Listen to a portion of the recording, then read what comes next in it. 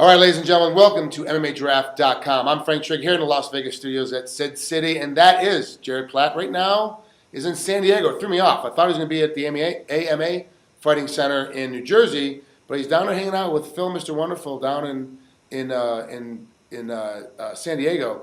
I'm kind of confused. Why do you want to hang out with Phil?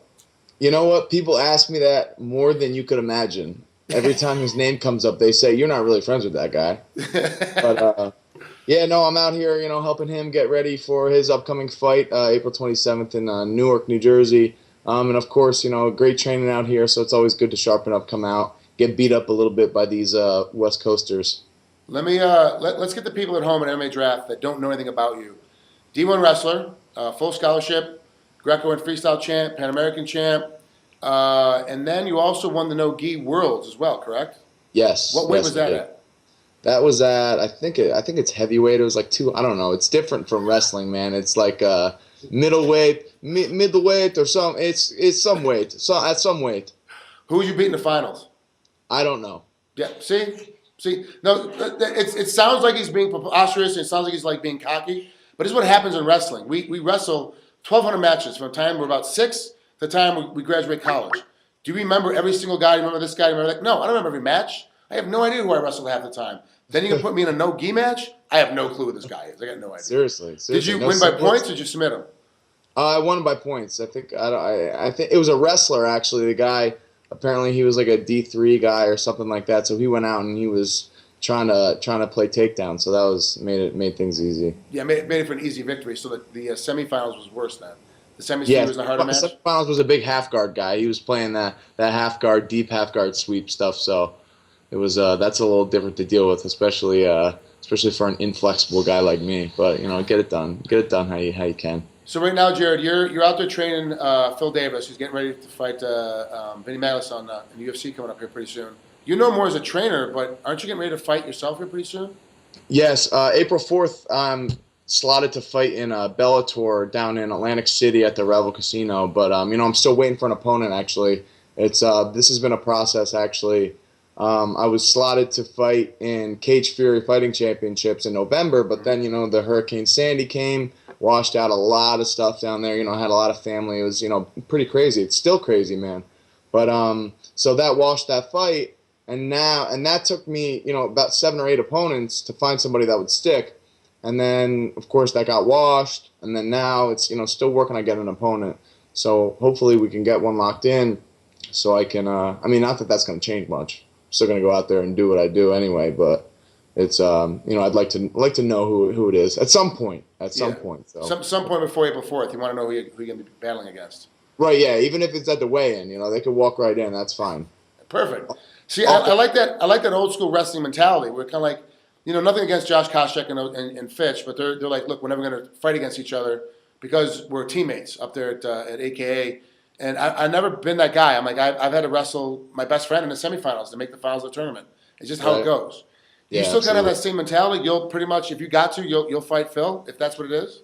Yeah, absolutely. I'm actually one of the few fighters he's knocked down to the middleweight division. I was first started at thinking I was going to be a 205er, and I used to weigh about 220, 215, 220, but I started training a lot of jiu-jitsu.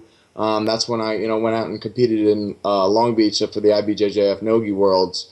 So I lost some size, wasn't lifting as much. And then I thought, I'd be a pretty decent-sized middleweight. So I tried making the cut, did some tests, worked with some people. Diet is really important to me as it is because I'm type 1 diabetic. Oh. So, yeah, so I'm real tough with my diet. And, with just hard work and some real clean, high vegetable, high fruit diet, I got my weight off no problem. So 185 was real easy for me to make.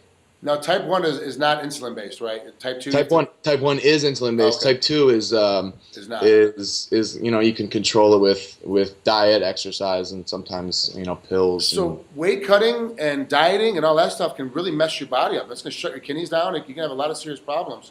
What do you do to counteract that? I've been going through this my whole life. I've been wrestling at a pretty high level since I was pretty young. And so I've really gotten to know all of the best tricks and methods. I don't want to say tricks because it's past that. It's tricks when you're a kid, tricks for kids. Silly but rabbit. yeah, silly rabbit, right? But you get smarter, you learn things, and so now I've got a pretty efficient method. I work with a lot of different people for my diet. You know, but throughout my life, it's been a big issue. So I'm pretty good about it. Just lean out. Take that full 8-week camp to lean my body out and get really hydrated. I like to water load, and of course, raw fruits and vegetables will keep you really hydrated. And so the cut's really easy. You've got high energy. I've got a pretty good method I use. Are you a Dolce diet guy? Are you a No, I'm on the paleo J diet Platt guy? method. Say again. I'm on the J Platt method. Oh, okay. Do you want to Yeah. share a little bit? You want besides eating a bunch of fruit and vegetables? Is there anything You know, else that's part of that J Platt method? That's really a lot of it. I like to start out the first 2 to 4 weeks. I'll do like a cleanse or a flush where I'm only eating raw fruits and vegetables. And for the first week it's kind of rough, but you adjust back into it. There's no caloric limit on it, so I eat as much as I want. If I'm hungry, I eat. I never deprive myself of food. And then towards the end of camp, I like to get a little bit of raw fish, stuff like that, salmon, tuna, that kind of stuff. So I'm still getting some protein, of course, beans, all that kind of stuff. But it's basically all raw fruits and vegetables. Wow, that's amazing. I haven't heard anybody at that high a level of competition, whether it's wrestling, gi, no gi, or MMA, that has type 1 diabetes. So you're the first one. And to me, that's interesting because you basically eat because you have to eat that way so you're able to compete, but you eat the way that every fighter should eat, but they won't eat that way because they want to find some other way to kind of make weight. And it's just really at the end of the day, it's up your fruit and vegetable intake, and you'll be fine. Yeah, absolutely. That's what I always tell my wrestlers because I coach at Blair Academy too. So you're never going to miss weight for overeating fruits and vegetables. That's not going to be it. On the way to the Ironman, on the way to the Beast of the East, on the way to the Powerade, I always have raw peppers, celery, all kinds of stuff for the kids to snack on, munch on. So not only are they getting good nutrients, they're also keeping hydrated because it's a problem in high school wrestling. Yep. Dehydration. It's a problem in college wrestling. It's a problem everywhere. It's a problem that we had. Gray Maynard, went over to the Gatorade Hydration Center up in I think it was in, or not Oregon, but it's like some weird place like South Dakota or something.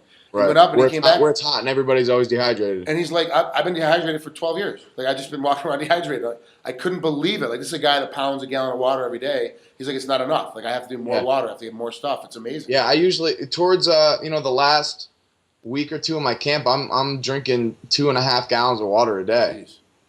Yeah. That's a lot of potty time.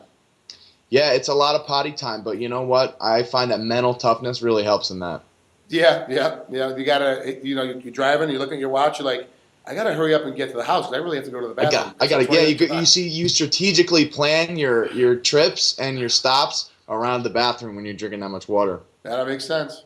Oh yeah. All right, Jared. Thanks for coming out here at MMADraft.com. Good luck April 4th against that crazy opponent, TBA.